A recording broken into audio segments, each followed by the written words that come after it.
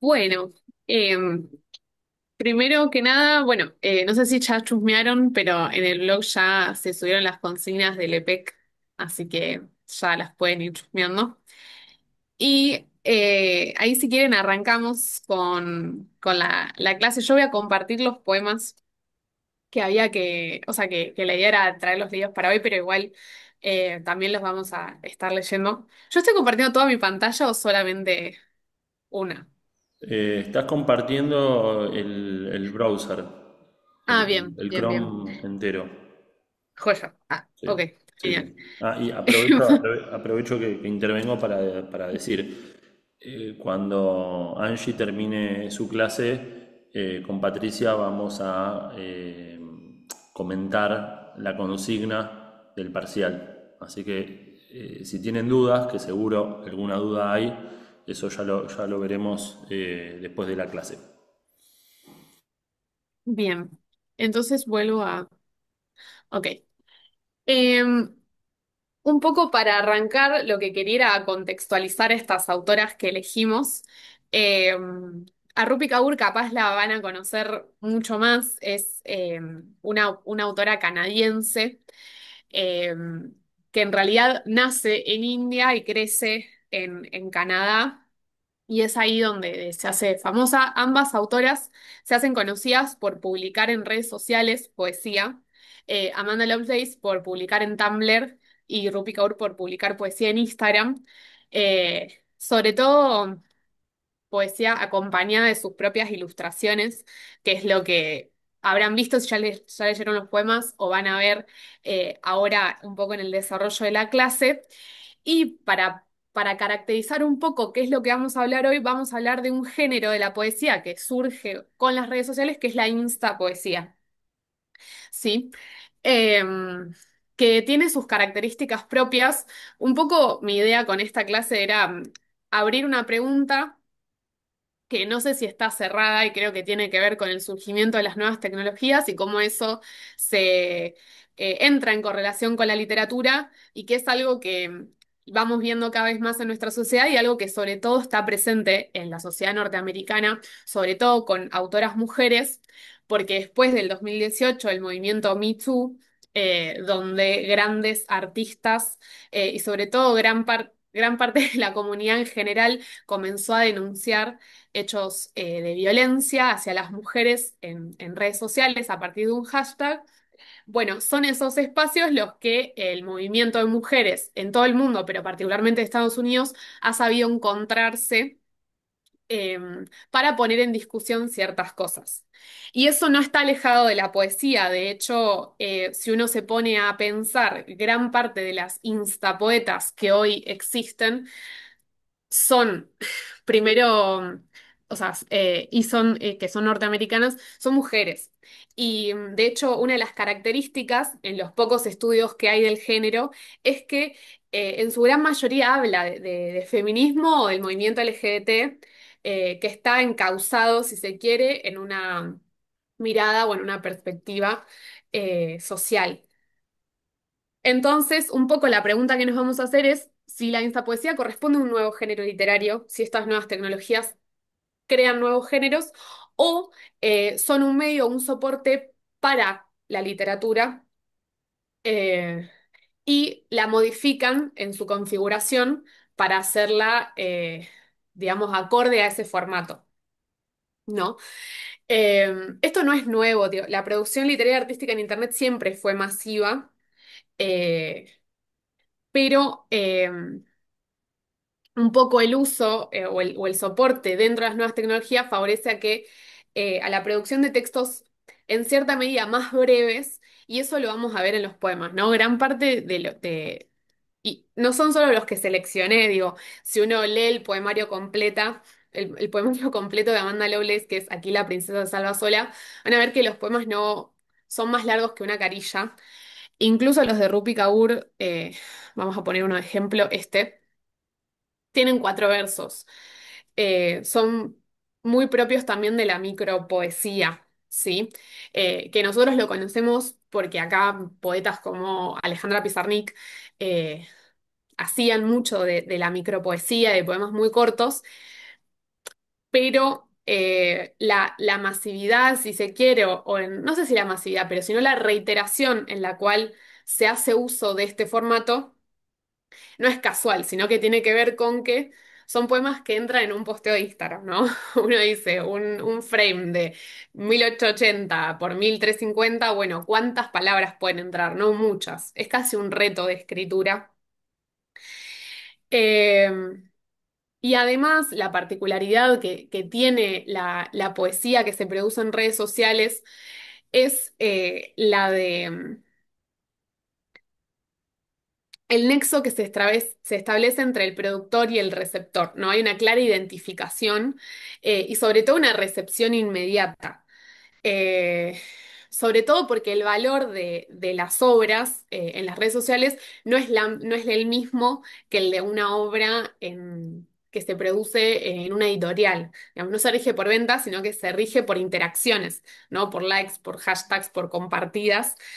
Eh, Así que también, digamos, va a tener otro formato y un poco las características principales que vamos a ver en general de los poemas que se producen en este contexto van a ser, primero, la hipertextualidad, ¿no? El uso de vínculos que se conecten entre uno y otro texto, y la intertextualidad, no solo dentro de los mismos poemas, sino hacia afuera.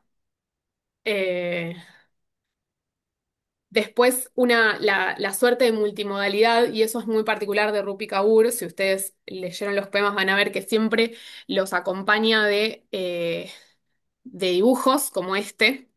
Eso implica una multimodalidad porque los dibujos agregan un sentido a lo que estamos leyendo.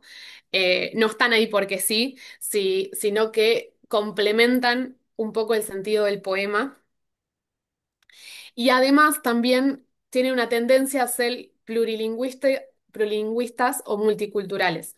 Eh, en sí, en las temáticas que aborda o en el lenguaje que usa, no es un lenguaje definido, sino que hace uso de términos que intervienen o sea, de muchas lenguas y sobre todo hace referencia a múltiples culturas.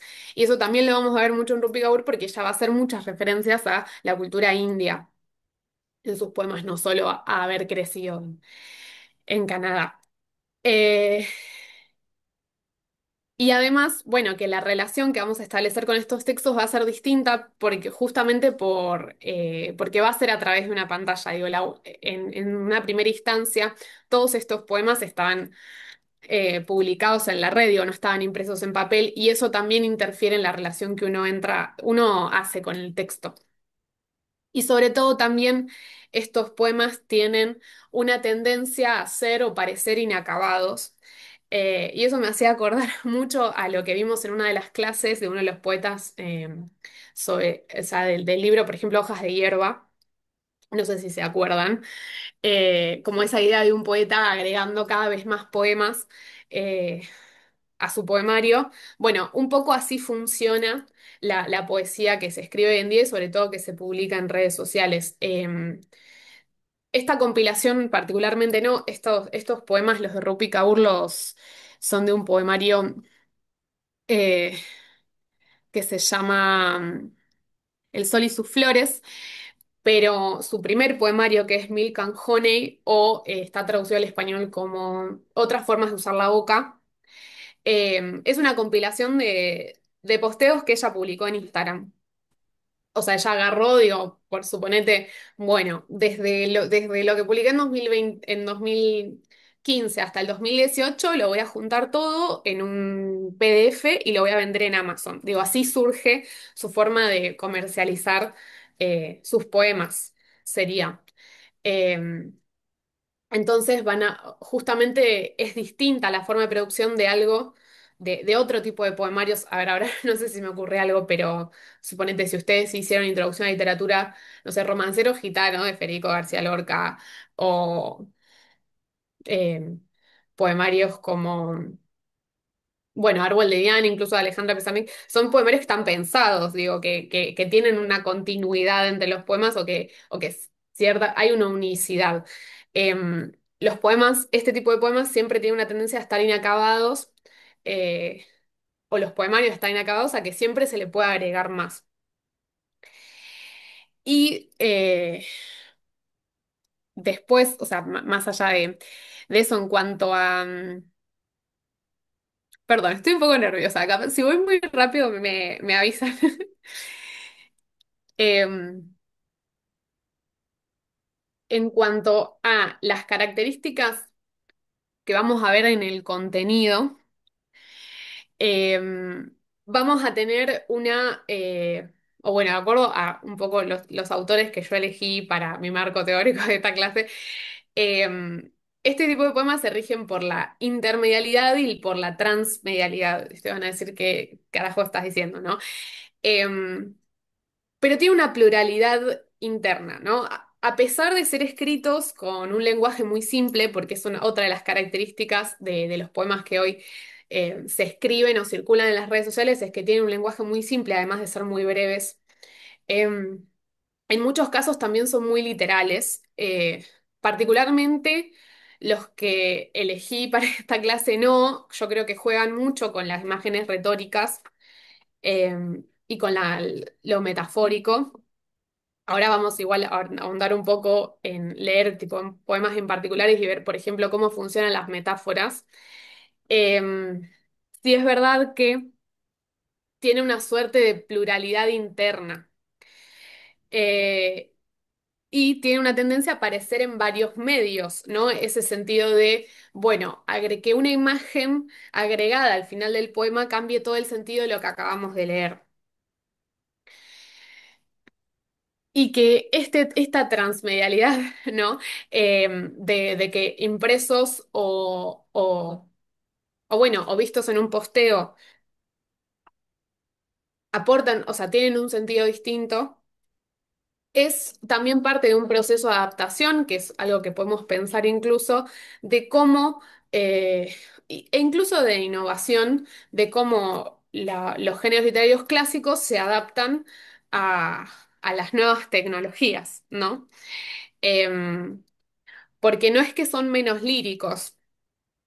Yo, un poco con mi idea en esta clase también era cuestionar esa idea de que todo lo que se escribe en redes sociales es superficial o no tiene profundidad, eh, porque, un poco porque creo que no es así y un poco porque me parece interesante pensarlo, pero también porque pensar lo que se lee y se escribe ahora también es pensar en ese proceso de adaptación, ¿no? De cómo la literatura va cambiando de acuerdo a cómo va cambiando también la sociedad.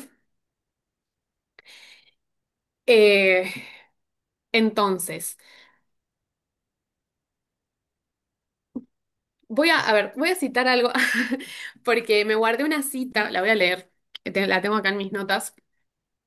Ah, hay una poeta estadounidense que se llama Nikita Hill, que es instapoeta, no le gusta el término, creo que a ningún poeta que escribe en redes sociales le gusta el término instapoeta porque es como si solamente hicieses poesía en Instagram y en realidad uno escribe poesía todos los días, supongo.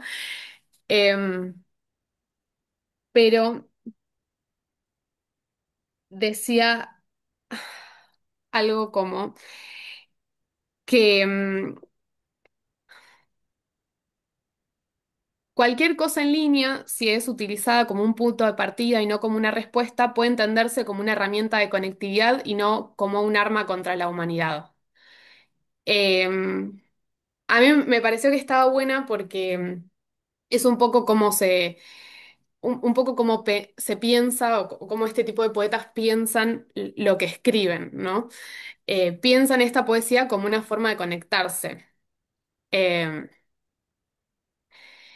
entonces, si uno piensa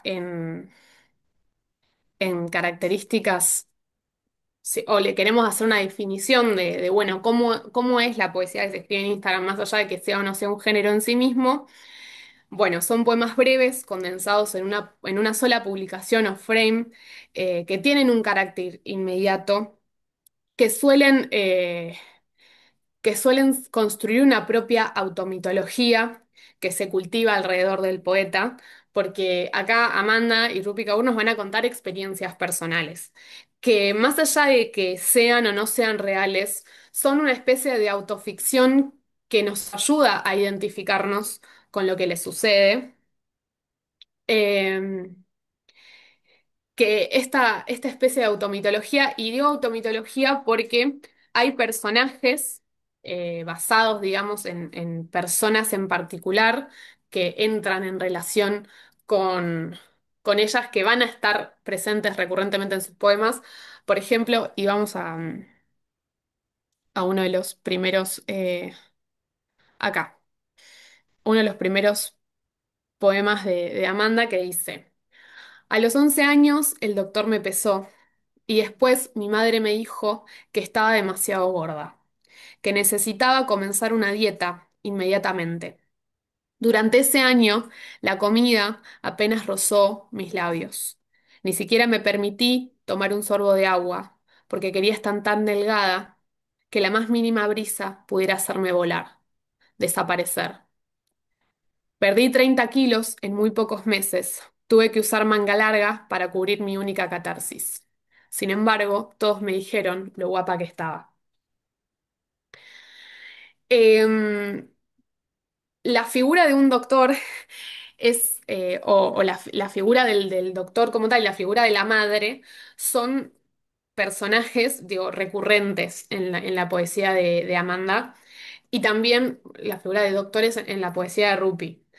Em, Y justamente como son recurrentes dejan de ser algo en particular y pasan a ser casi, bueno, como un personaje mitológico, ¿no? Está construido de cierta manera. De hecho, la madre de Amanda Lovelace está construida como un personaje muy complejo porque es quien le genera gran parte de sus inseguridades. Eh, después, em,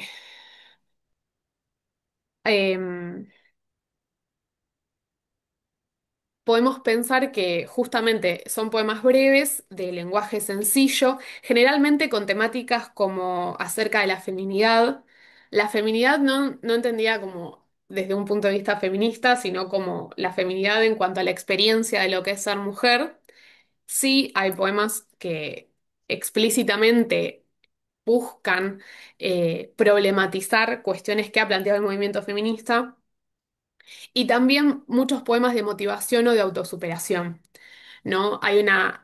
Son todos esos como los leitmotivs que van a repetirse en la poesía de ellas dos y en la poesía en general que hoy circula o lo que entendemos como insta poesía. Eh, y a su vez, en cierta medida, son inclusivos en cuanto a la reafirmación de los sentimientos de los lectores, ¿no? Por ejemplo, en este poema que nosotros acabamos de leer de Amanda Lovelace, ella está hablando de sí misma, pero intenta reafirmar un sentimiento que sabe que es compartido, digo, que hemos sentido muchas en algún momento. Eh, y sobre todo va a haber un juego en la temática de la resiliencia, en la idea de la belleza de aquello que está dañado o en cómo la belleza daña.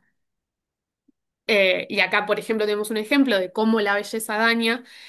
Y vamos a ir un ejemplo de Rupi Kaur en donde podemos hablar de lo mismo, que es este poema que dice así. Mi juventud fue demasiado pelo, extremidades delgadas cubiertas de terciopelo.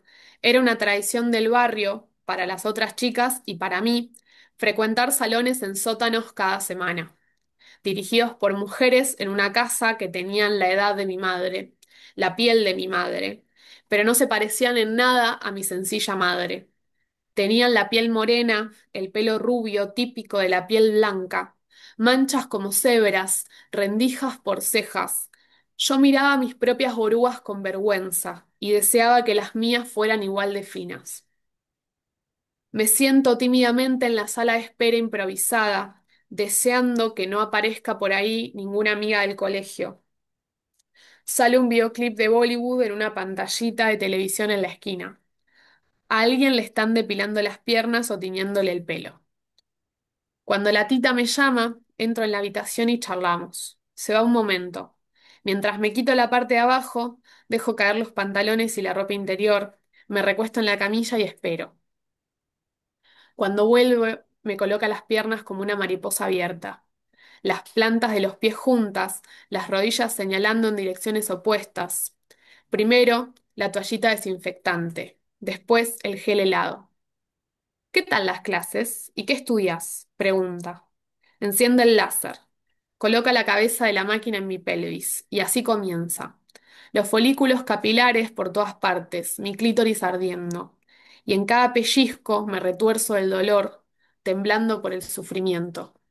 ¿Por qué hago esto? ¿Por qué castigo a mi cuerpo? Por ser exactamente como tiene que ser. Me paro a mitad del arrepentimiento cuando pienso en él y en cómo me da demasiada vergüenza enseñárselo, a no ser que esté limpio. Me muerdo el labio inferior y le pregunto si ya hemos terminado. Esteticista de sótano. Y el poema va acompañado de este dibujo. No. Em, Hay una temática recurrente en, bueno, cómo la belleza daña. Y esto capaz es más una apreciación personal, pero creo que tiene que ver con esa idea de que la belleza siempre se nos ha impuesto a las mujeres y que es una belleza dañina, que nada tiene que ver con lo no, no con lo natural, pero sí con una estructura impuesta, un estereotipo de, bueno, cómo debería verse una mujer y todo lo que una tiene que conseguir para eso. Eh, y además, y visto un poco también en este poema, hay una marca de autenticidad, si se quiere, en el proceso o en la escritura. Eh, Creo que en una entrevista Rupi Kaur había dicho que ella no corrige los poemas que, que escribe, o sea, antes de publicarlos, ella simplemente los escribe y los publica y así se dará cuenta si están o no están buenos, porque hay una cierta búsqueda de autenticidad. Eh, de que tiene que ver con esa relación de ser identificable o de poder generar una identificación en los lectores, eh, ma- asumado a que la mayor parte de los poemas están firmados o que tienen una marca personal, en el caso de ella los dibujos, en el caso de Amanda el juego que hace con las tipografías y los colores y el uso recurrente de imágenes de cuentos clásicos. Eh, que dejan una conciencia de autor. Y entonces el contenido del poema no es meramente lingüístico, sino que está enmarcado en un diseño visual, ¿no? Todos los poemas son visuales. Y eso también, digo, si uno escribe pensando en publicar en una red social, sea cual sea, piensa en un algo visual, ¿no? Porque, digo, veamos en Instagram, hay fotos editadas con IA en todas partes, digo, porque, o sea, si uno quiere publicar algo, algo de Chirimisky le tiene que poner. Eh, Después, qué implica ese diseño visual, bueno, puede variar en muchas cosas, digo, puede ser un video o, en el caso de Rupi, dibujos, que esos dibujos además van a ser parte del contenido del poema. Y en cuanto a las temáticas, ya hablamos un poco que tiene que ver con la feminidad, con la motivación, pero también hay mucha recurrencia del amor como tema principal, eh, del amor, el empoderamiento y la autoestima. Eh,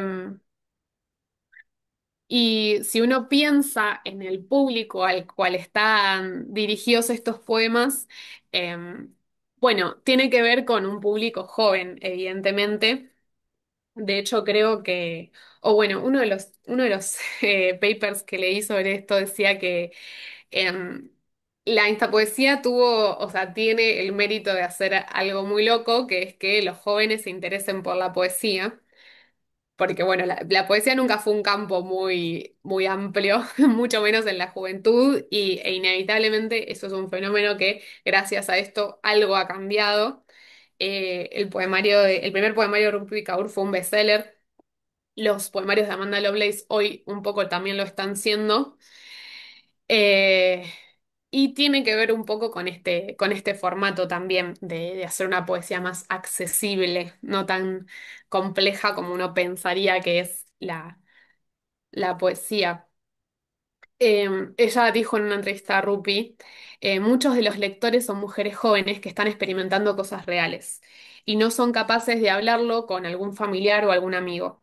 Así que se acercan de este modo, a este modo de poesía como una manera de sentirse comprendidas eh, y para tener este tipo de conversaciones. Eh, y en cuanto a qué integra, digamos, la poesía de estas poetas, en el caso de Rupi Kaur podemos decir que como ya dijimos antes, tiene una combinación de un modo verbal, que van a ser, digamos, el poema en sí mismo, y de gráficos visuales, que esos dibujos van a ser parte del interdiscurso, que entra en una relación implícita o explícita con el texto eh, anteriormente, y que va a utilizar una forma de recuperar discursos ajenos para construir un discurso propio.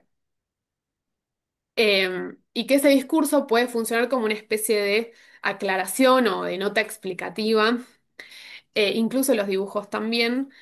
Y en general sus poemas, aunque los poemas de Amanda también van a estar cargados de una subjetividad muy grande y van a ser parte de como una especie de viaje femenino de la sanación, eh, porque vamos a ver que sus poemas siempre hablan de buscar sanar traumas, ¿no? En este caso, el trauma de depilarse, pero hay poemas mucho más fuertes que hablan sobre eventos más fuertes o incluso sanación en cuanto al amor, a la ruptura. Hay el primer poema de ella, es uno de los que más me gusta porque es muy corto, pero es muy fuerte, que dice, podría ser cualquier cosa del mundo, pero quise ser suya, ¿no? Es muy fuerte. Ah. Eh, Sobre todo por usar el pasado, me parece. Creo que eso habla de la sanación, es casi una metáfora. Si la queremos parafrasear, un poco lo que ella quiere decir en este poema es como qué tonta que fui, tenía todo para ser y para crecer y elegí no, digo, no ser mía, no ser de alguien.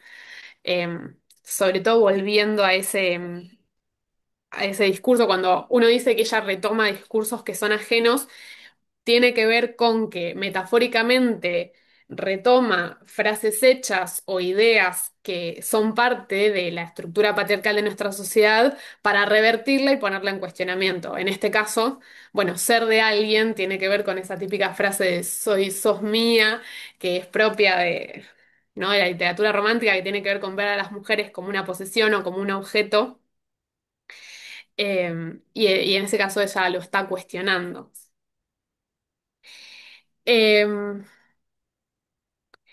Entonces, si lo vemos desde la enunciación misma, desde cómo ella se pone para enunciar en sus poemas, digo, cómo construye el yo poético que habla, eh,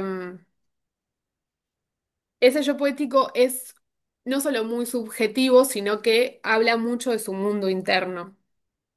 No, no es una referencialidad externa directa. Eh, Y vamos a pensarlo igual disociado como de ella del mundo exterior. Es un poco difícil porque estas dos poetas hablan mucho desde el yo, pero volvamos a pensar que ese yo es autoficcionado, o sea, son cosas que les pueden haber sucedido como que no, pero que tienen que ver con esa construcción de un yo, que es una mujer y sus propias experiencias. En el uso de metáforas, primero pensemos un poco qué es la metáfora, porque yo creo que se habla de lo metafórico en la carrera, pero siempre te lo definen como, bueno, algo, mencionar una cosa haciendo referencia a otra, ¿no? Eh, Cuando en realidad la metáfora tiene que ver más con un tensionar algo, ¿no? Poner en tensión elementos o cosas. Eh, Podemos o sea, podemos referirnos a una metáfora con aquello que está mencionado y entra en tensión con lo que no está mencionado, ¿no? En un poema, como, por ejemplo, bueno, eh, vamos a pensar en ¿por qué eres tan cruel conmigo? Grita mi cuerpo. ¿Por qué no te pareces a ellos? Le digo. Bueno, acá hay una metáfora, digamos, hay algo que está, o sea, hay un artículo que está mencionado, que es efectivamente un ellos, que entra en relación con, o entra en tensión con algo que no está mencionado, que es quiénes son, ¿no? Es un sería como una especie, sí, un pronombre indefinido. Y otro tipo de metáfora podría ser una tensión en un sentido, en un juego de sentidos entre una palabra, entre el sentido literal de una palabra y el sentido figurado. Eh, y en algunos poemas podemos verlo como, eh,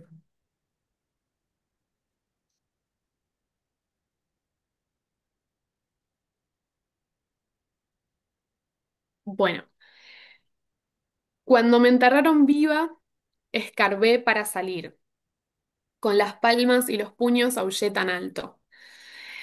Bueno, obviamente no la enterraron viva, ¿no? Hay un juego en la figuración de lo que eso significa. Eh, por ejemplo, si nosotros queremos pensar en cómo ella utiliza los recursos retóricos, eh, suele tensionar generalmente en sus poemas aquello, eh, mencionar algo y ponerlo en tensión con aquello que no menciona. Por ejemplo, el poema del final, que me parece el más claro, que encima la metáfora está construida con el dibujo. Eh, en este caso, el dibujo es parte, es una expresión gráfica de la metáfora, es parte de esa interdiscursividad que ella utiliza. Eh, en este caso está como yuxtapuesto, digamos, unido al texto de encima. Eh, y contrapone ese discurso lingüístico con este dibujo que aporta un sentido general, ¿no? Cuando la princesa mujer dibujó la magia con los dedos, ¿no? Y tenemos este dibujo. Eh, que además me parece muy curioso, o sea, este poema me gustó mucho, porque además el dibujo mismo es como una metáfora, porque depende de cómo lo veas, puedes ver dos cosas distintas. Eh, o sea, puede ser, o sea, ves una vulva, pero a la vez puedes ver una mujer, ¿no? La silueta de una mujer con los brazos extendidos. Eh, y en ese sentido me parece como enriquecedor, digo, incluso el dibujo mismo tiene un doble sentido. Eh, y además hay también cierta figuración en el sentido de mencionar a una primera mujer, porque es como si estuviese hablando, puede hablar de esa primera mujer pensando, no sé, en Eva, la primera mujer del mundo, o en la primera mujer de, bueno, una, no importa quién. Y también el uso de la magia es muy particular porque hay cierta asociación a la mística de lo femenino eh, en esa representación de, bueno, las mujeres son mágicas y uno lo puede pensar, bueno, son mágicas porque dan la vida, o magia pensando en las brujas, como en esa tradición, digo, genealógica del género femenino. eh, en general. Y en cuanto a la utilización del símil, el símil es una imagen retórica basada en la comparación de dos elementos. Eh, ella utiliza muchos símiles, no tanto en un sentido estricto de comparación, sino en un sentido de aclaración, ¿no? Cuando los construye, sí está comparando, pero comparando más en un sentido de aclarar eh, o esclarecer algo. Por ejemplo, en el poema que leímos anteriormente, cuando ella dice, cuando vuelve me coloca las piernas como una mariposa abierta, ese como una mariposa abierta lo podemos pensar como un símil, en el cual está aclarando, digamos, de qué forma eh, son colocadas sus piernas y a la vez eh, está construyendo una imagen que nos asocia a ella con la figura de las mariposas. No sé si vieron, algunas fueron al Museo de Ciencias Naturales, que hay un montón de mariposas eh, pinchadas en planchas de tergopol. Eh, cuando yo lo leí me hizo referencia, o sea, me hizo pensar inmediatamente en eso y creo que ella se refería a eso a cuando las mariposas se les extienden las alas cuando están muertas y se las exhiben en lugares. No, no me acuerdo el nombre específico de esa disciplina, eh, pero bueno, sé que es muy común en Canadá porque además hay como muchas especies de mariposas. Creo que acá tenemos como una especie sola y ellos tienen como más por su geografía. Eh, pero en general, y usar esa imagen de esa mariposa exhibida eh, tiene que ver con esa relación entre la belleza y el ser admirada con la muerte y el sufrimiento a la vez, ¿no? Como, bueno, si quiero ser exhibida, si quiero ser admirada, tengo que sufrir. Eh, bien. De, Después, en cuanto a cuando Amanda Lovelace, ella también hace una gran utilización de versos simples, eh, pero tiende a mantener más elementos de los poemas líricos, como el rítmico, la construcción de imágenes como polisémicas, es decir, de imágenes que tienen múltiples sentidos dentro de sí. Eh, de anáforas y de un juego más relacionado al lenguaje. No lo vemos nosotros en estos poemas en particular porque en realidad se ven más si los leemos en su idioma original. Voy a ver si tengo uno, lo podemos leer en inglés solamente para ver cómo hay un juego con el ritmo. A ver si lo encuentro.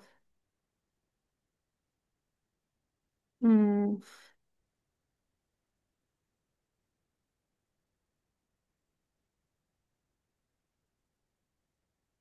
em, Hasta acá, ¿se entiende más o menos lo que estoy diciendo? No sé si alguien quiere aportar algo, no sé si pudieron leer los poemas, si les gustaron, si les parecieron horribles, también está esa opción. Yo puse los que me gustaron, digo, hay poemas de Rupi Kaur que a mí no me gustan para nada, pero no sé ustedes qué opinan. Eh, o qué se les ocurre de lo que venimos charlando.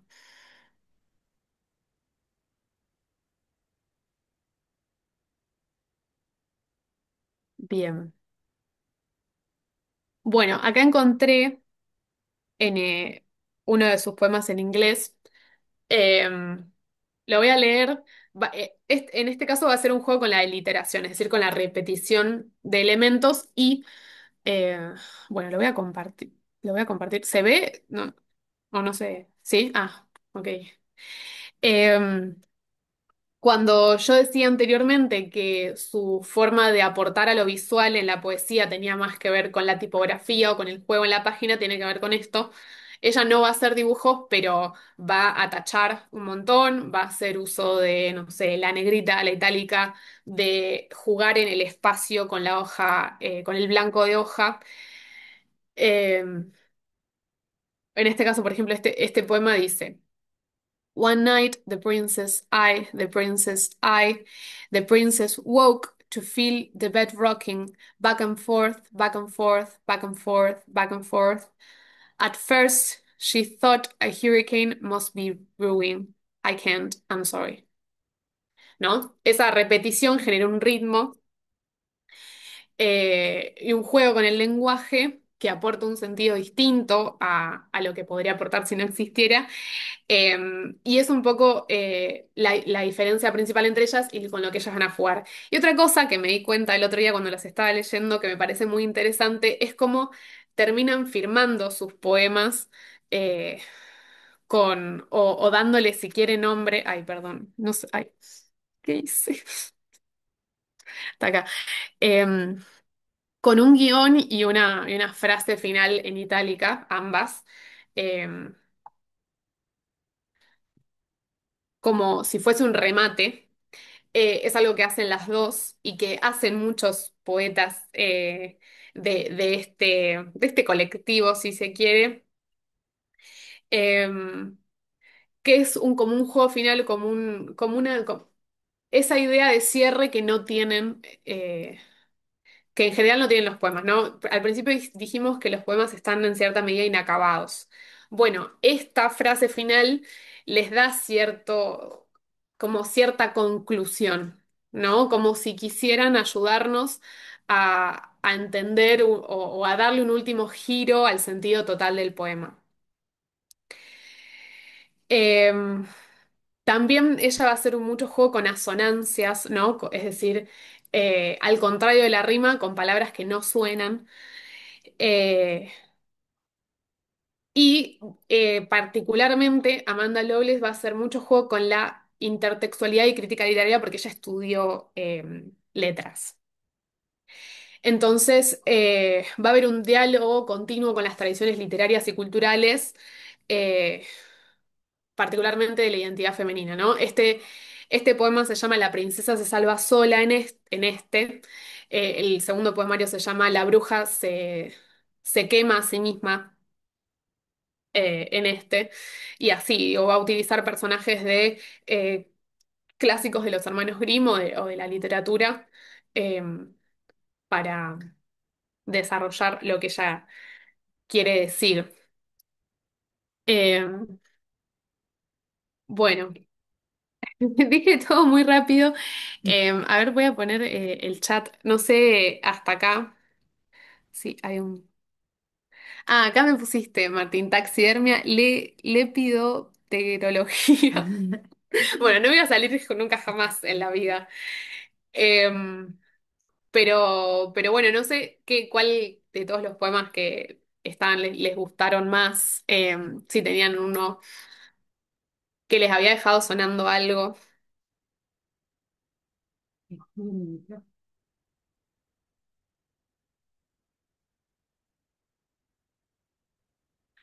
Bueno, no voy a obligar a nadie a hablar igual, pero sí, sí, en cualquier momento cállenme, no hay problema. O sea, yo me dejo callar tranquila. Em, Después vamos a encontrar también mucho juego en este tipo de poemas con las definiciones, con las aclaraciones. Va a haber como una tendencia a escribir poemas casi como si fuese una descripción de un diccionario. En este caso tenemos uno que es de Amanda que dice, gorda, del latín gurdus, voz de orden hispano, creo que significa eso en la abreviación del diccionario, adjetivo. Uno, palabra descriptiva. No tiene un significado más profundo. No debería determinar el valor o la falta de él de un ser humano. Lo que sé ahora, desearía haberlo sabido entonces.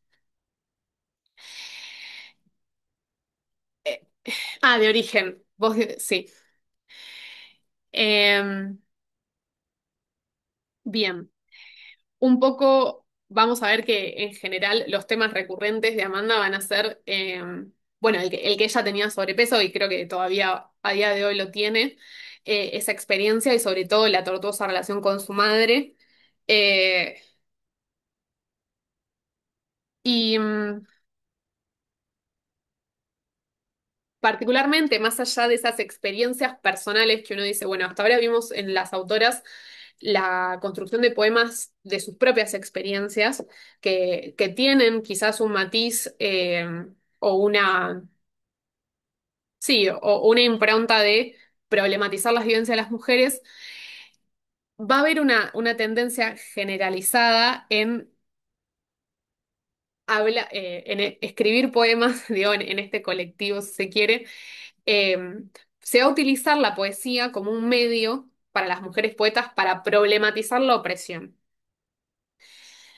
Y esto viene, ya lo había mencionado antes, pero particularmente, y no solo Estados Unidos, digo, también o sea, está muy común ahora actualmente en España. El movimiento Me Too fue algo que abordó o que abarcó dentro del espacio de las redes sociales una gran parte de la sociedad en cuanto a la denuncia de abusos sexuales dentro de la comunidad de actores y actrices estadounidenses, pero en general, ¿no? Eh, Eso fue, digo, terminó yendo más allá de eso, ¿no? De personajes influyentes o de políticos, sino que tiene que ver con un espacio que encontraron las mujeres como un refugio o una trinchera y la integración de este movimiento fue lo que después eh, se ha sabido trasladar a a la poesía, ¿no? Porque este tipo de poesía, con un gran componente autobiográfico o autorreferencial, eh, lo, lo recupera un poco lo que se produjo en ese momento, ¿no? ¿Cómo es el nombre del movimiento? Ahí lo escribo en el chat, si me deja. Es hashtag me too. ¿No? Lo que caracterizaba este movimiento era escribir experiencias personales, ¿no? Narrar la situación más traumática que una pudo vivir desde una primera persona. A un modo de denunciar no solo la situación, sino quién fue el perpetrador. Eh, Bien. Y esto no es aislado, sino que tiene que ver también con una forma en la que las redes sociales han sabido absorber gran parte de lo que serían los movimientos sociales de derechos humanos o en todo caso el movimiento de mujeres. Por ejemplo, todo el mundo el 8 de marzo pone hashtag 8M y sube fotos, ¿no? Y eso, y uno diría, ay, sí, es re común. Bueno, pero hace 10 años esto no era común, ¿no? Uno identifica luchas o movimientos en particular por los nombres que se le han dado dentro de la red. El Me Too es un ejemplo, acá en Argentina tenemos el Ni Una Menos, eh, y tiene que ver justo con esa dicotomía entre el mundo virtual y el mundo real. Eh, el otro día estaba leyendo un artículo que decía que si bien las redes sociales no aportan a lo colectivo, es decir, uno no es como colectivo en las redes, no hacen a los movimientos o a las luchas necesariamente colectivas, porque no implica la presencia física, pero que sí son conectivas. Y creo que esto es lo que más, la idea de conectividad creo que es lo que más representa eh, la sensación de cuando uno lee este tipo de poemas, ¿no? Está conectado con una experiencia. Eh, Y es la búsqueda también de esa conexión que es lo que lo que o lo que este tipo de poetas buscan. Eh, ¿No? E incluso también es muy curioso cómo este género, digamos, o esta posición de uno dice, bueno, publica. Rupi Kaur publica poemas en Instagram. Digo, ¿qué tan influyente puede ser? Bueno, inevitablemente eso la convirtió en una influencer.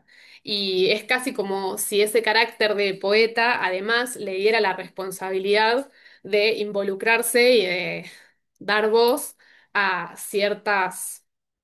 sí, a ciertas situaciones sí, o denunciar hechos que pasan en la realidad. Y hay un poema de ella que está dentro de la selección que me parece que expresa mucho eso y que ella decidió publicar en este poemario, que es, ay, este me parece, sí, dice, 1790. Le quita a la niña recién nacida a su mujer, se la lleva a la habitación de al lado, mece su cabeza con la mano izquierda y con cuidado le parte el cuello con la derecha. 1890. Una toalla mojada con la que envolverla, granos de arroz y arena en la nariz. La madre comparte el truco con su nuera. Tengo que hacerlo, dice, como hizo mi madre y su madre antes que ella. 1990. Un artículo del periódico dice, se han encontrado 100 niñas recién nacidas enterradas detrás de la casa de un doctor en un pueblo vecino. La mujer se pregunta si es ahí, si ahí es donde se la llevó. Se imagina a su hija convertida en la tierra, que fertiliza las raíces que alimentan este país. 1998.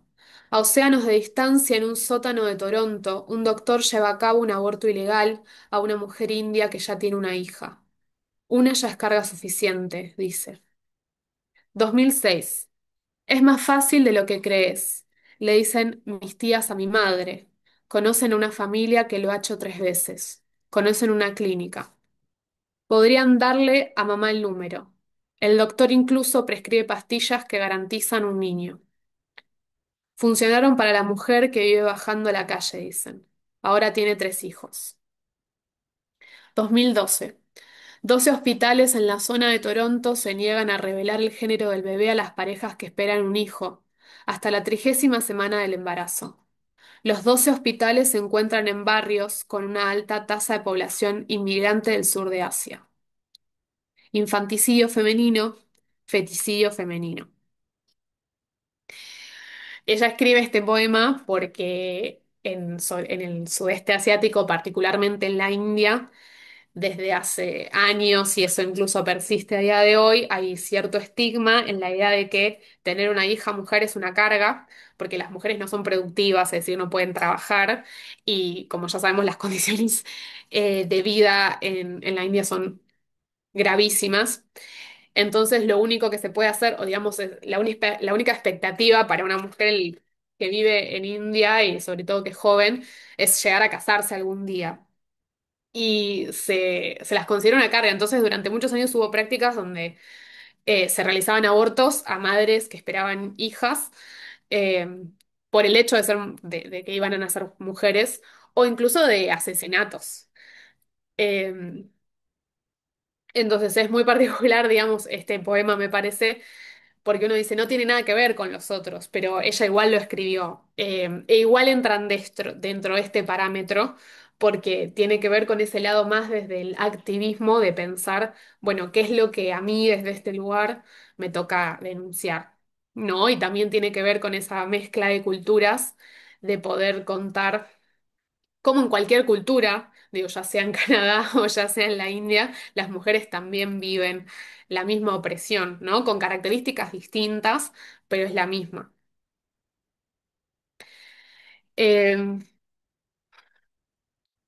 bien, medio que ya no sé mucho más que decir. Yo pensaba que mi clase iba a durar 1 hora y media, pero bueno, la terminé mucho antes. Eh, no sé si alguien, claro, no sé si alguien tiene alguna pregunta, eh, algún comentario.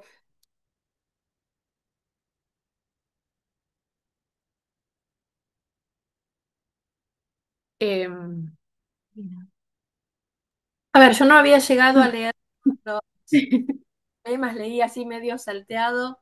Eh, Varios de los que leíste ahora me gustaron más todavía que algunos de los que yo había leído así azarosamente y, y me sirvió mucho la clase porque no conocía a estas poetas ni al movimiento. Eh, Así que me ubicaste muy bien en cómo surge y en los recursos que utilizan y en la intencionalidad de esta poesía, así que realmente a mí me gustó mucho. bueno, gracias, Patricia. De nada. Bueno, sí. A ver, ahí. Bien, acá en el chat hay un mensaje que dice, me conmovieron y me sorprendieron muchísimo. La manera en la que hablaban de temas serios con esa voz íntima me llegaba simultáneamente como una caricia o como un cuchillo. Si bien no es mi caso, entiendo que otros se sientan identificados con facilidad. Em, sí, total. Bueno, de hecho, uno de los que leímos. Acá, como estudiante de historia, me pareció muy interesante la clase, sobre todo el último poema. La literatura y la historia siempre están conectados. Sí, sí, de hecho sí, o incluso si pensamos en historia reciente, como en realidad este tipo de literatura surge de un movimiento que también surge de un momento histórico que tiene que ver con el surgimiento de las redes sociales, porque yo no sé si me animaría a decir que esto es un género en sí mismo, pero sí que es una forma de adaptación a un formato, casi como las novelas de folletín. No sé si ustedes se acuerdan o si se cursaron en Argentina, literatura argentina, seguramente lo habrán visto.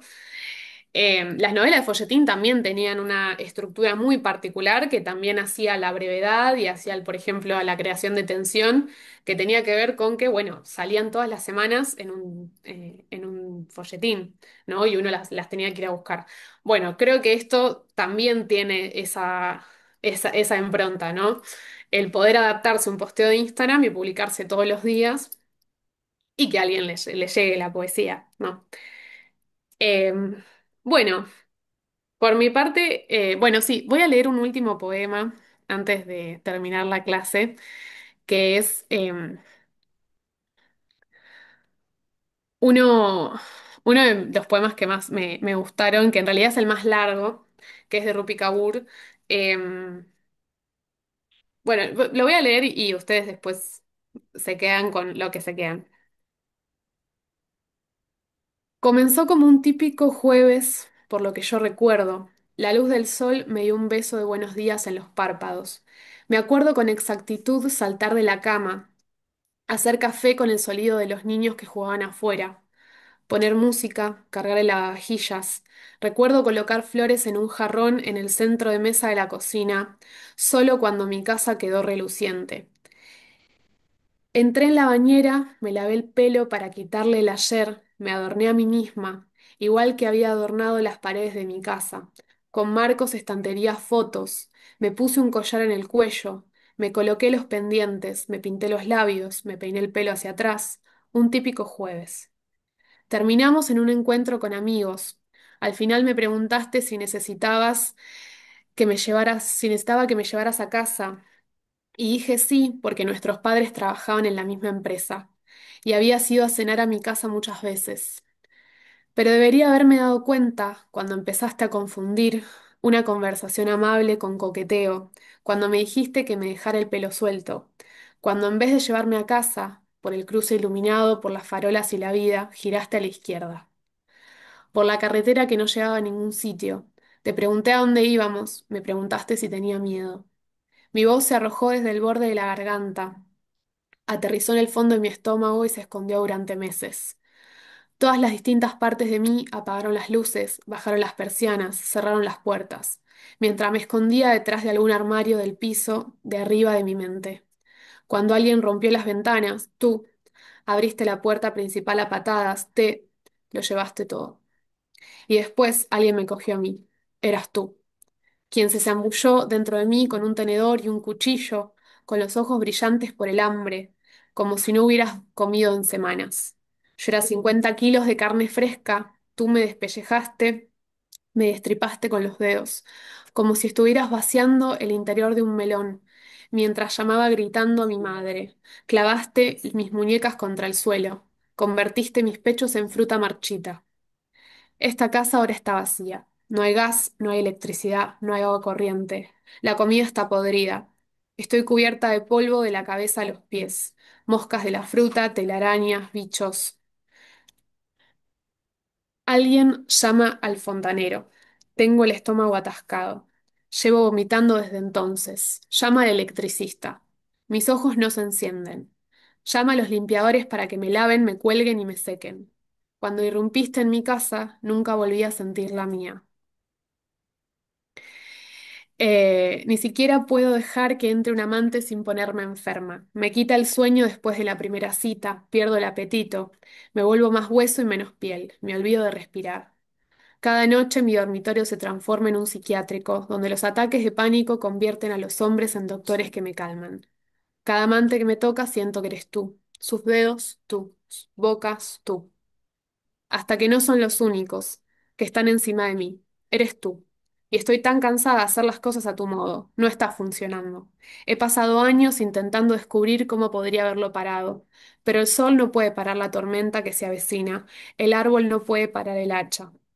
No puedo culparme más por tener un agujero del tamaño de tu hombría en el pecho. Es demasiado pesado cargar con tu culpa, la estoy dejando ir. Me he cansado de decorar este lugar con tu vergüenza, como si me perteneciera. Es demasiado caminar por ahí con lo que han hecho tus manos, si no son las mías las que lo han hecho. La verdad llega a mí de repente, después de años de lluvia. La verdad llega a mí como la luz del sol, a través de una ventana abierta. Me ha llegado tiempo llegar aquí, pero el círculo se cierra. Hace falta una persona rota que venga a buscar. El sentido entre mis piernas, hace falta una persona completa, entera, perfectamente, diseñada para sobrevivir a ello. Hacen falta monstruos que roben almas y luchadores que las reclamen. Este hogar es aquello con lo que llega al mundo. Fue el primer hogar, será el último hogar. No puedes llevártelo. No hay espacio para ti, no hay felpudo, bienvenida, no hay habitaciones de invitados. Voy a abrir todas las ventanas y airearlo, a colocar flores en un jarrón en el centro de mesa de la cocina, a encender una vela, a cargar en lavavajillas con todos mis pensamientos, hasta que queden impolutos, a fregar el suelo de la cocina y después tengo la intención de meterme en la bañera, lavarme el pelo para quitarle el ayer, cubrirme de oro, escuchar música, relajarme, poner los pies en alto y disfrutar de esta típica tarde de jueves.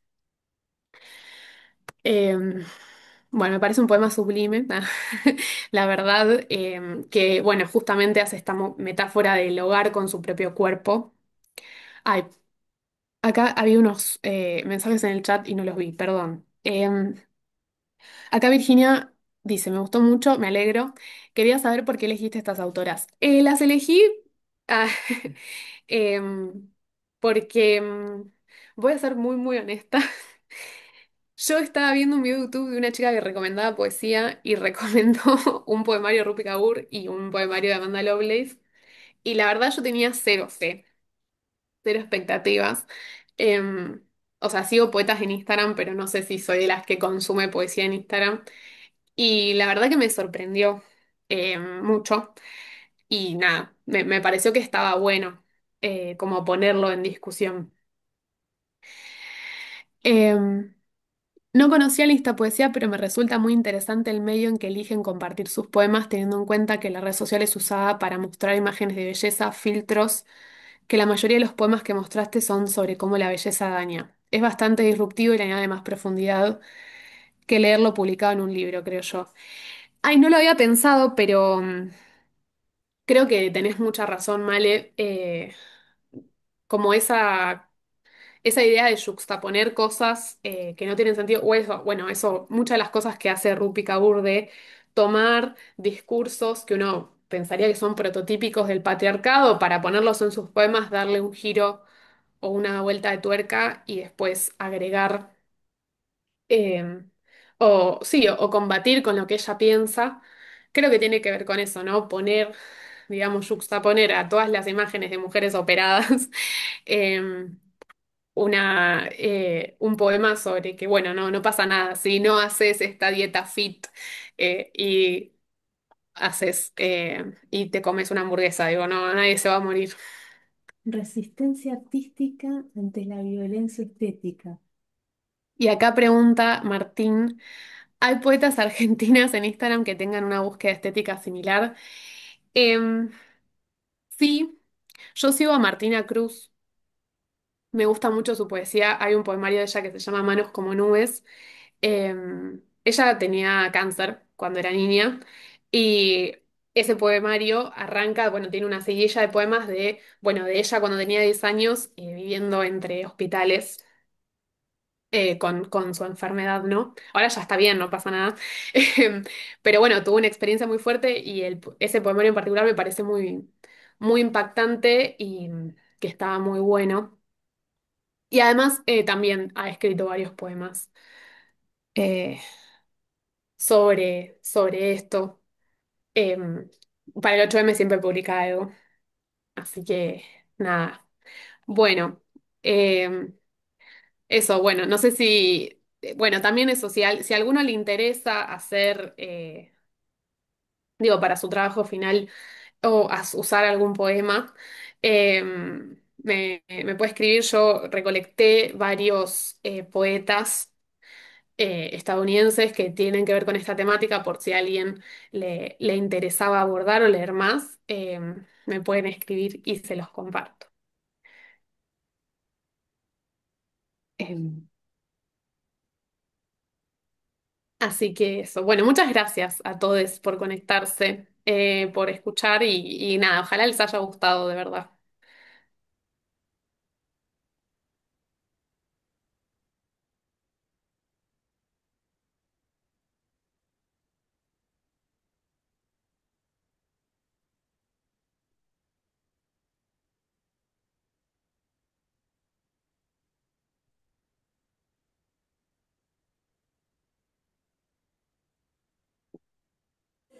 Bien, bueno, vamos a pasar, después de la excelente clase de Angie, vamos a pasar a charlar sobre la consigna del parcial domiciliario.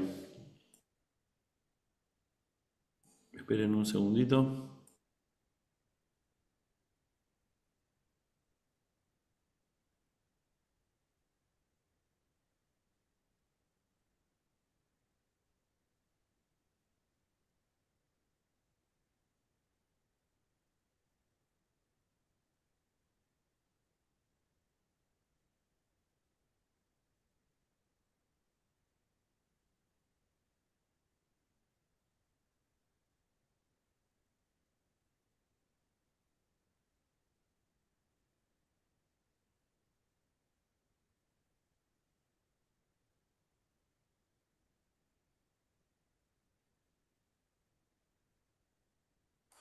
Bien, primero que nada, ¿está Patricia?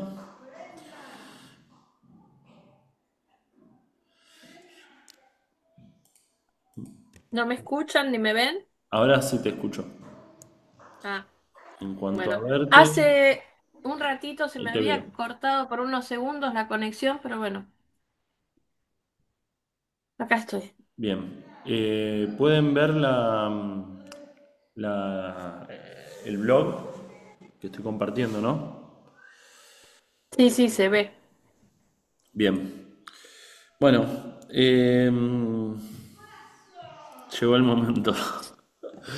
Eh, a ver, en primer lugar, esto es más sencillo de lo que parece, pero por supuesto hay que, como se llama, dedicarle tiempo, ¿no? Si uno le dedica tiempo y honestidad, eh, no va a tener ninguna dificultad en hacer el parcial domiciliario. Bien, ahora vamos a repasar la consigna. Deme un segundito nada más. Pata, vos, mientras tanto, si querés seguir hablando, yo ahora vuelvo. Sí, justamente vos hablabas de hacerlo con tiempo, por eso les damos 2 semanas desde la publicación de la consigna hoy. Tienen hasta eh, el... Esperen, que me fijo, hasta el viernes 5 de diciembre. Y bueno, aprovechen ese tiempo para leer en profundidad los textos que van a utilizar, él o los textos, si leyeron la consigna, vieron que pueden trabajar con un solo autor o autora o con dos en forma comparativa, así que bueno, tienen esas 2 semanas para poder trabajar con tranquilidad. Ujú. Eh, Dos cosas de mi parte. La primera es, yo todavía les tengo que enviar a los que hicieron EPEC virtual les tengo que enviar a todos, así que eso lo voy a hacer ahora en el corto plazo, porque avancé, pero bueno, tengo que enviarlos. Así que los que tengo pendiente, porque me lo enviaron virtual, ya lo van a estar por recibir, por el mismo mail por donde me lo enviaron. Con respecto a la lista de textos, ¿no? Que ahí está bien visible, dos cosas. Primero que nada, si hay algún link roto, nos los comunican. Lo mismo los que figuran como bibliografía a lo largo del blog, ¿no? Por ejemplo, apuntes de cátedra. Ya les comentamos en alguna de las clases que tuvimos un inconveniente ¿cómo se llama? Con los links, así que es más probable que nunca que haya algún link roto. Así que por favor nos avisan, sea por comentario en el blog, sea por mail, incluso se lo pueden comentar a Angie en el WhatsApp, así que ustedes nos avisan. Eh, con respecto a los textos del corpus, que ustedes pueden ver ahí, la mayoría son para ambas comisiones. Hay solamente algunos que fueron analizados en una de las comisiones y no en las otras y viceversa, así que eso está bien aclarado. La mayoría de los textos están bilingües, pero no todos. Hicimos lo que pudimos. Siempre nos pueden llegar a preguntar aparte. Por supuesto, pueden seleccionar poemas, ¿no? Como dijo Angie recién, nosotros en la locura de fin de cuatrimestre nos olvidamos de incluirlos porque, bueno, eran parte de una clase especial, pero por supuesto los pueden agregar. Obviamente el trabajo con poesía es diferente, pero se puede. Como ya comentamos, también pueden trabajar con algún texto que no esté en esa lista, si es de alguno de esos autores, pero como yo ya aclaré, nos tienen que preguntar aparte. Sí o sí nos tienen que preguntar. Si eligen un texto de esta lista, no nos tienen que preguntar. Así que en ese caso, si es un texto que nosotros conocemos, les vamos a decir que sí sin problemas. Y de otra manera, bueno, nos fijaremos si se consigue, si llegamos a leer, nos pueden preguntar y nosotros les diremos. ¿Algún comentario, Patricia, sobre la lista? No, en este momento no se me ocurre nada. Lo que sí pensé cuando vos hablabas de la posibilidad de que usen los poemas es que por ahí nosotros le podemos pedir a Angie que nos pase algunas de las antologías esas que Claro, tenía y las las antologías agregamos completas. acá en el blog para que estén más accesibles. Sí. Eh, un ejemplo de texto que pueden incluir, que justo estuvimos comentando con Patricia, los cuentos de Hisai Yamamoto. Nosotros pusimos dos en la lista, pero técnicamente pueden incluir cualquiera de los 17 cuentos que están en 17 sílabas, sacando los que vimos en clase, ¿no? ¿Por qué pusimos solo dos? Y bueno, por un tema de extensión, ¿no? No íbamos a poner todos. Además porque tenemos digitalizados estos. Pero en cualquier caso, ¿no? Si ustedes tienen el libro de Yamamoto, ¿no? Y quieren, yo quiero trabajar este otro cuento, ese es un ejemplo claro de que no va a haber problema. Lo mismo con otros cuentos de, no Pas- sé, crónicas Pasa que ahí marcianas. tenemos algunos otros también que están por ejemplo, están los cuentos completos en español de Chopin, de Kate Chopin, así que también, si digamos, de lo que esté publicado ahí, que esté en los textos completos, pueden elegir otras opciones. Sí, sí, sí, sí. Bien, y bueno, y con respecto a la consigna en particular, a ver, voy a leer los dos párrafos de consigna propiamente dicha. Elaborar un breve ensayo, mínimo 5 páginas y máximo 8, a partir de una hipótesis textual referida a un relato individual o a dos relatos analizados de modo comparativo. La hipótesis debe encuadrarse dentro del repertorio de temas desarrollados durante la cruzada. Se puede optar por analizar la obra de un solo autor o autora o trabajar comparativamente con cuentos de dos autores. El análisis debe incluir obligatoriamente 2 citas textuales, un mínimo de 2 citas textuales o parafraseadas de la bibliografía crítica y el análisis detallado de al menos una escena del relato. Se evaluará positivamente que se tenga en cuenta lo discutido en clase. Eso entonces... Una cosa, Sí, a ver, eso es lo mínimo. claro. Pueden utilizar más que eso, pero mínimamente se piden 2 citas textuales del texto literario, mínimo 2 de la bibliografía crítica y una escena del relato. O Sí, sea, sí, no necesitan consultarnos si van a utilizar más. No, obviamente eso no es problema nunca. exacto. Tampoco puede ser solo cita. No. Exacto. No puede ser un encadenado de citas, ¿no? Lo principal es la elaboración propia, pero tiene que estar apoyado en el análisis textual. Por eso son muy importantes las citas. Y a diferencia de otros años, en este caso incluimos que se analice detalladamente al menos una escena en particular del relato. Así que en ese sentido ustedes tienen que prestar atención. Insistimos en la parte de obligatoriamente, es decir, que si nos entregan un trabajo que carece de, ¿cómo se llama?, del análisis. Citas textuales o de análisis de escena. Claro, si carece del análisis de una escena en específico, directamente pasa a, ¿cómo se llama?, a recuperatorio. Reescritura. O sea, no es que le vamos a poner un 4, directamente pasa a recuperatorio. ¿Por qué? Porque es obligatorio el análisis detallado de al menos una escena. Bien,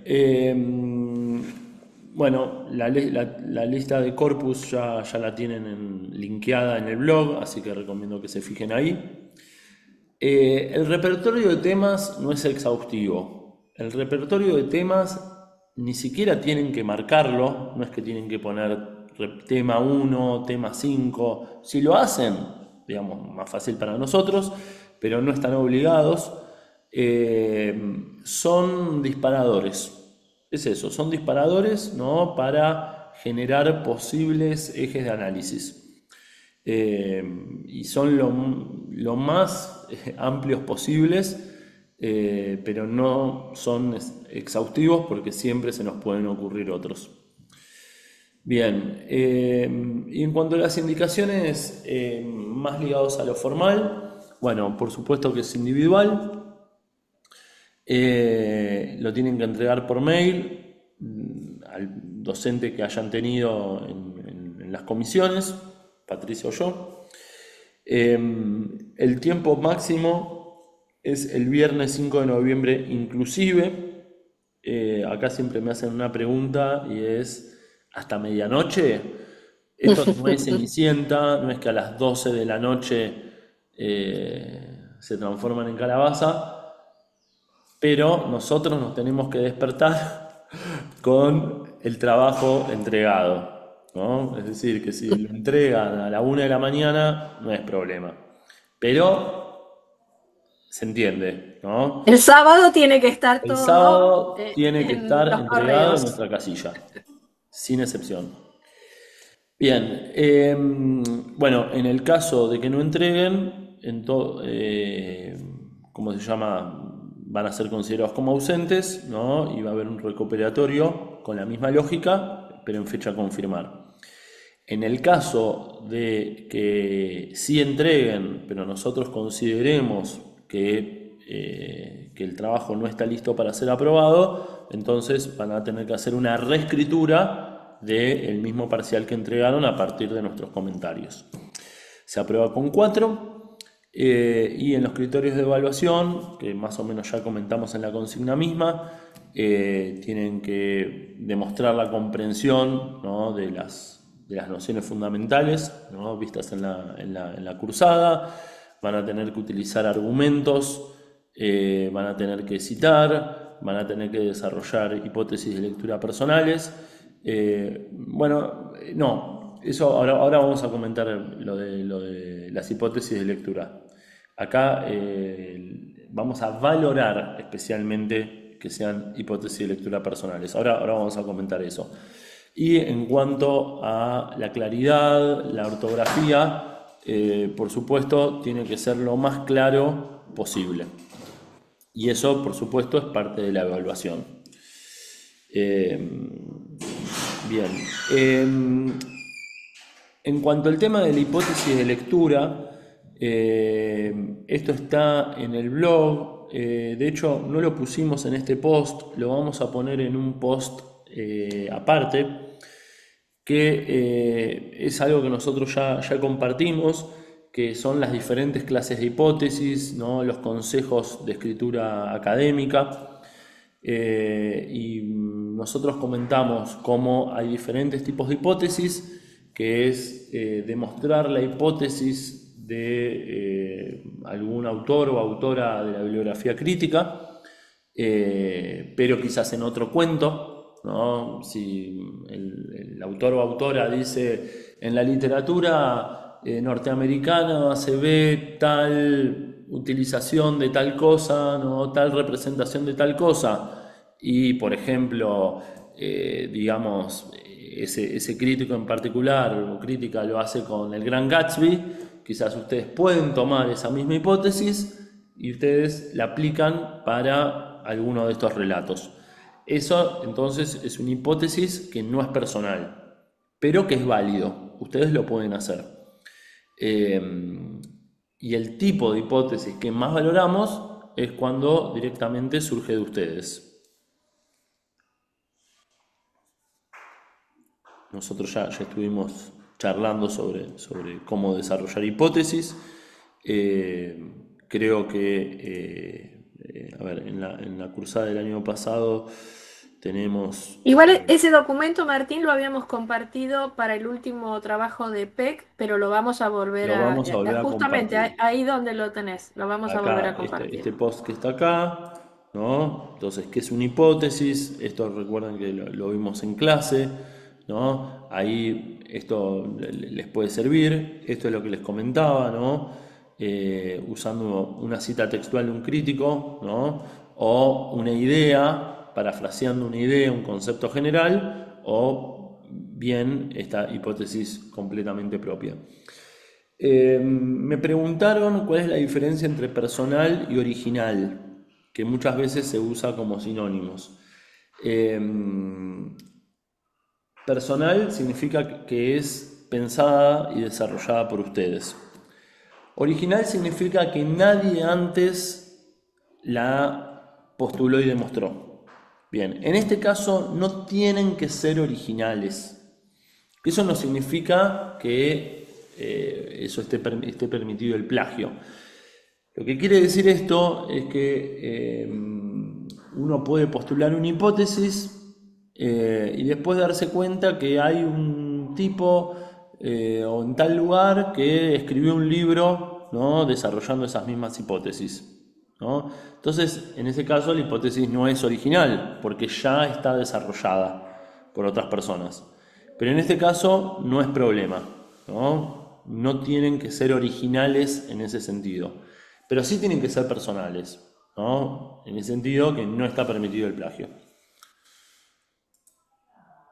Perdón, acá en el chat tenemos varias preguntas. Bien. La primera es,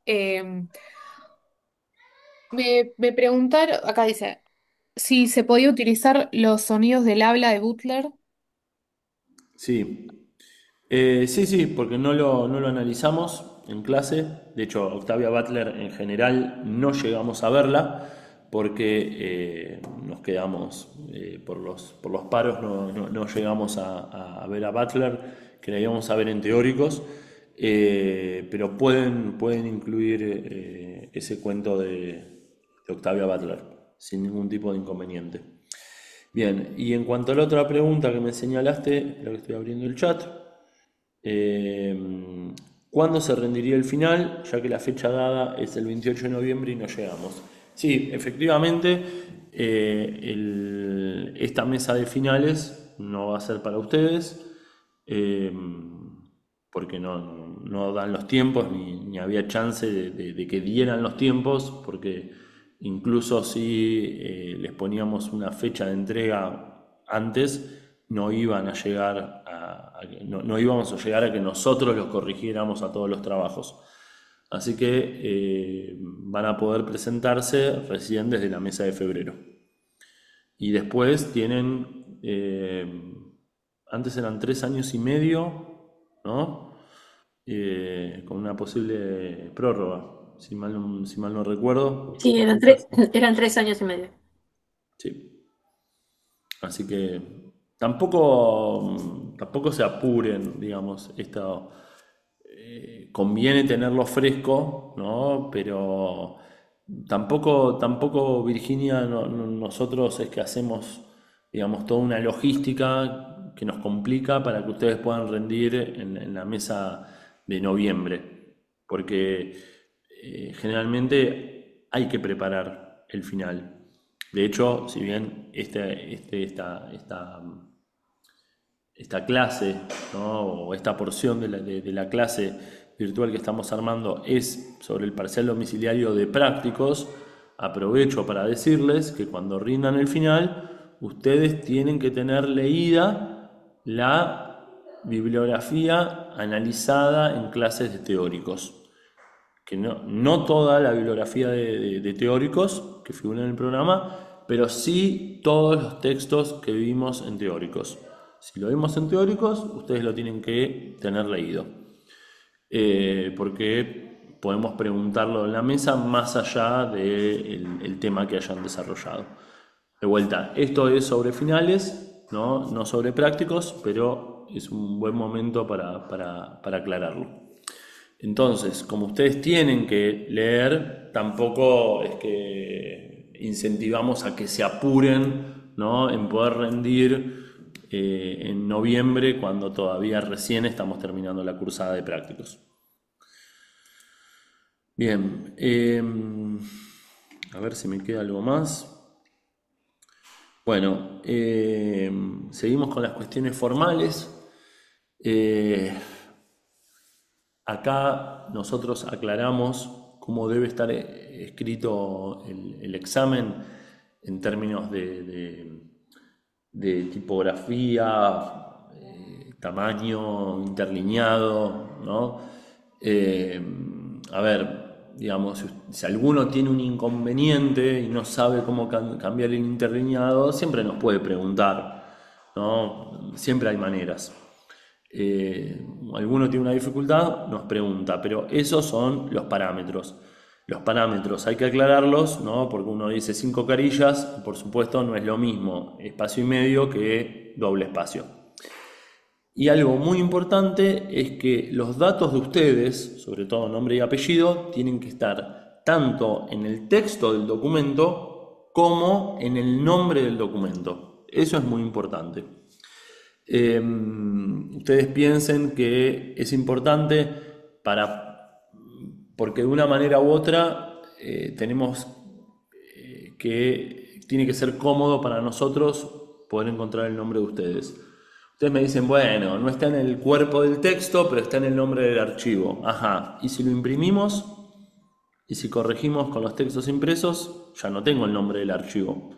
Entonces, por eso tiene que estar 2 veces. Y lo mismo a la inversa, ¿no?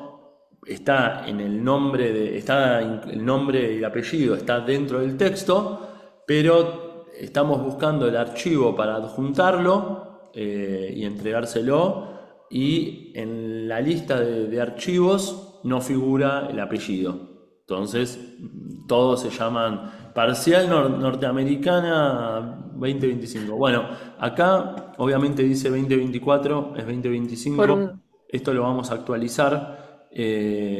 Así que, ¿cómo se llama? Eh, Tómenlo como una errata.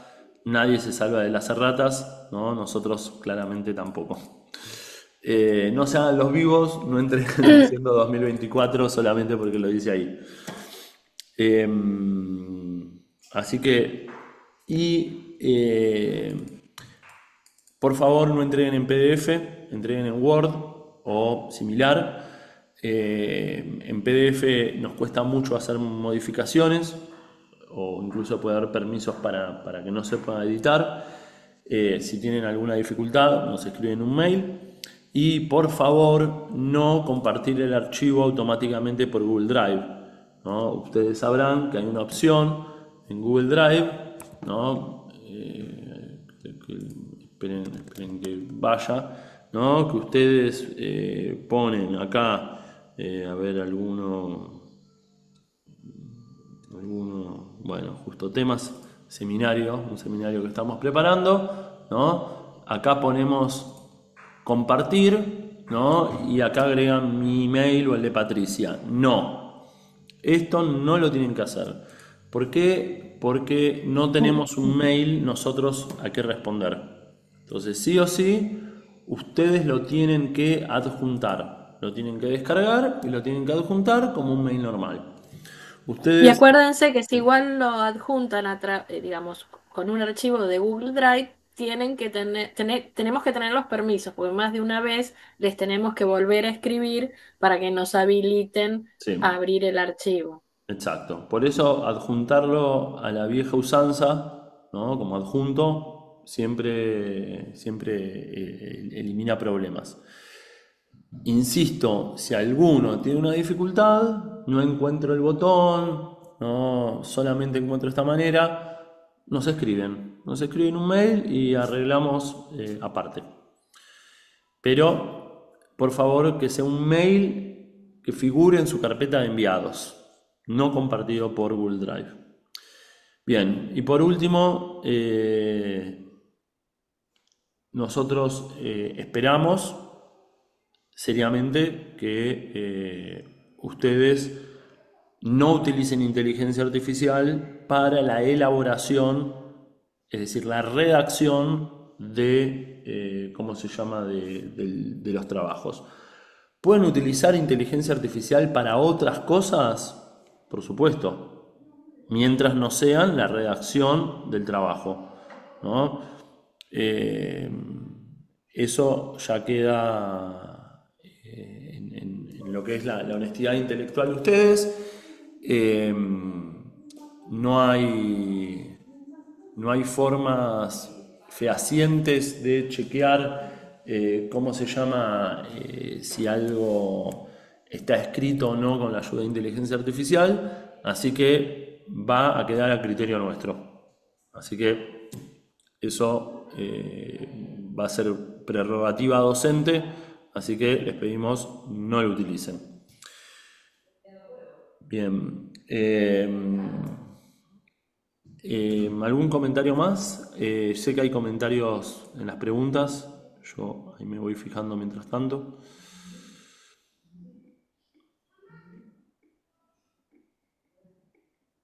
Bien. Para los que no podíamos asistir a teóricos, ¿se podrá subir la lista? Sí, de hecho, el año pasado no lo hicimos y nos arrepentimos. Dijimos, che, tendríamos que haberlo hecho.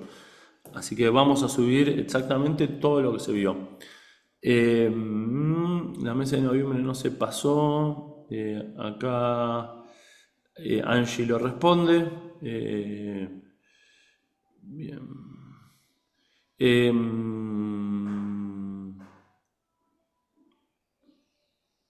ok.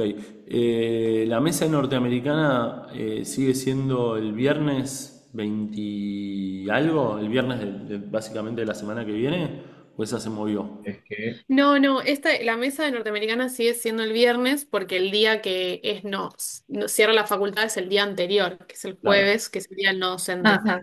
Ok, perfecto. Gracias, gracias. Bien. Eh,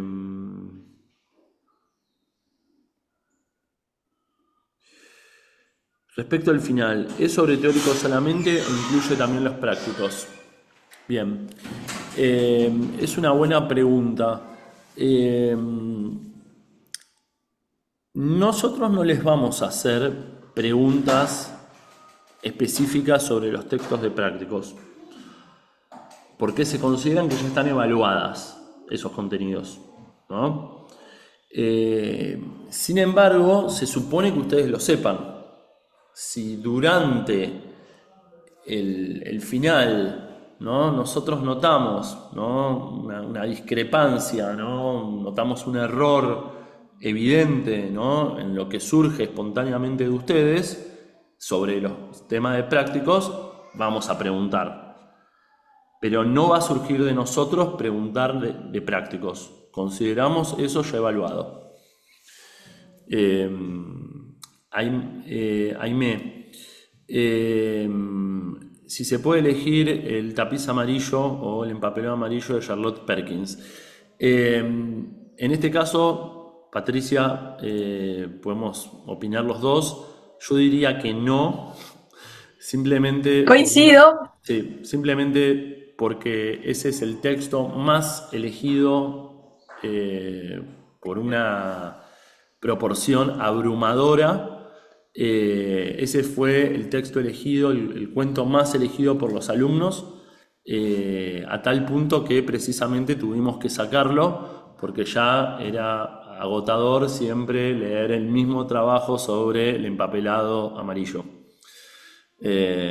Exacto. Precisamente esto que comentás, buscando documentación, vi que había mucho. Es uno de los cuentos más famosos de la literatura norteamericana, es un cuento muy trabajado en escuelas y universidades. Por eso, bueno, por esa misma razón nosotros siempre lo dimos. Pero bueno, precisamente por eso también ahora no lo incluimos.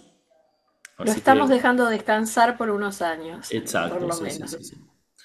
Así que ese es uno de los pocos casos, como ven, en que les decimos mejor no. La mayoría les vamos a decir que sí. De hecho, hay otros cuentos de Perkins De Gilman Gilman. que Ujú. pueden elegir perfectamente. Bien. ¿Algún comentario más?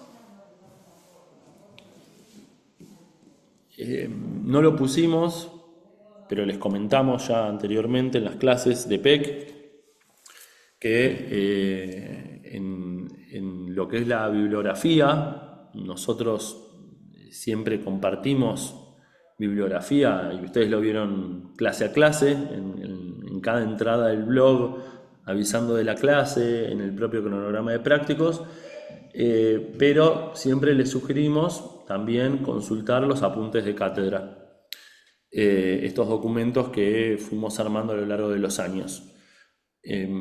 Ustedes pueden citar los apuntes de cátedra, no es ningún inconveniente. Lo único que no pueden hacer es citar únicamente los apuntes de cátedra. Y ya que surgió otra pregunta habitual que no pusimos, pero que está bueno comentar, es, ustedes tienen que poner número de página, ¿no? Si tienen el libro, ponen el número de página de la edición que tienen y ponen en la bibliografía, al final del texto, ponen qué edición tienen. La mayoría de ustedes, por supuesto, va a hacerlo mediante el PDF, ¿no? En ese caso, ponen el número de página del PDF, ¿no? Y en la bibliografía simplemente ponen autor, ¿cómo se llama? Título, y ponen, ¿cómo se llama? PDF de cátedra o edición de la cátedra. De la manera que ustedes quieran, pero que queden claro que es el PDF que nosotros compartimos.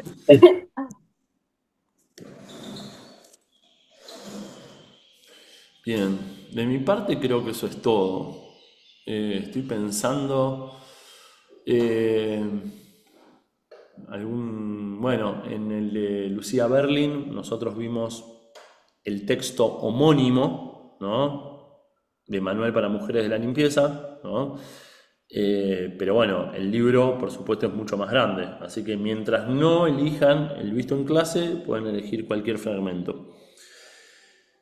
Eh, Eh, Presten atención a los que dicen solo para tal comisión, porque nosotros hemos tenido diferencias entre lo que por ahí no se llegó a dar en una comisión o en otra.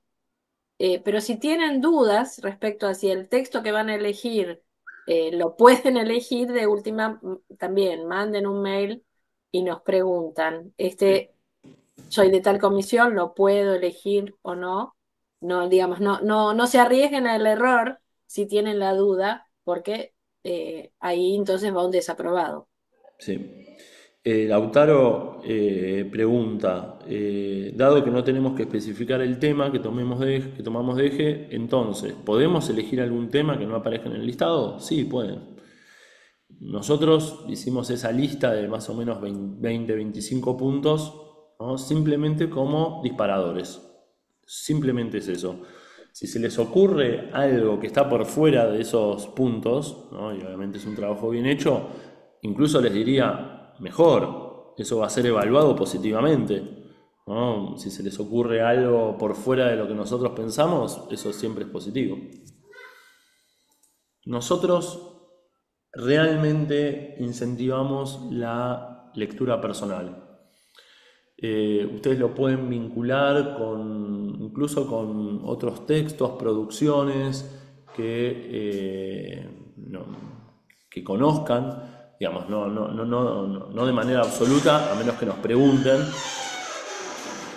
Si quieren hacer un trabajo comparativo, ¿no? Si quieren hacer un trabajo comparando con, no sé, uno de estos cuentos con una película, ¿no? O un capítulo de una serie que ustedes se dieron cuenta que claramente hay una intertextualidad, de vuelta nos tienen sí o sí que preguntar. Pero si no es el eje central de la hipótesis, ¿no?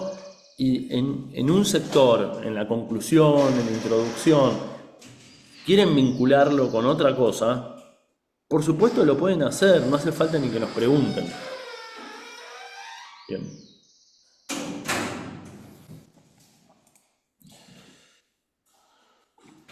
Bueno, ¿alguna otra duda? No voy a decir hable ahora o calle para siempre porque cuentan con nuestros mails. Bien, sí. El video de la clase de Hamed lo vamos a buscar y si existe todavía lo podemos poner, sí. No tuvimos tiempo todavía de fijarnos, pero tengo el mail, sí.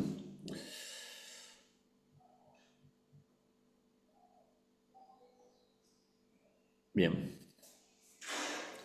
Bueno, dejamos acá entonces. Gracias a los que se quedaron, gracias por una excelente cursada, más allá de los paros y el plan de lucha que estamos obligados a hacer. Les agradecemos la participación y esperamos que haya muy buenos trabajos y nosotros disfrutar corrigiéndolos.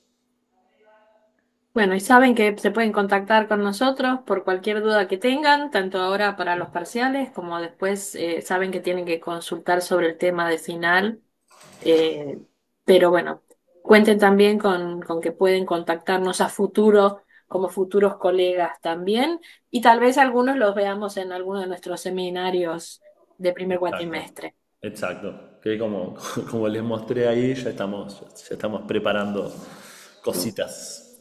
Así que estén atentos a nuestro seminario que repetimos todos los años con textos y ejes diferentes, pero siempre se llama Mundos Posibles.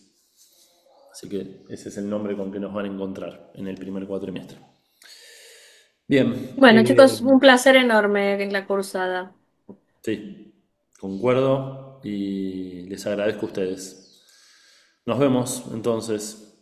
Chao, hasta la próxima.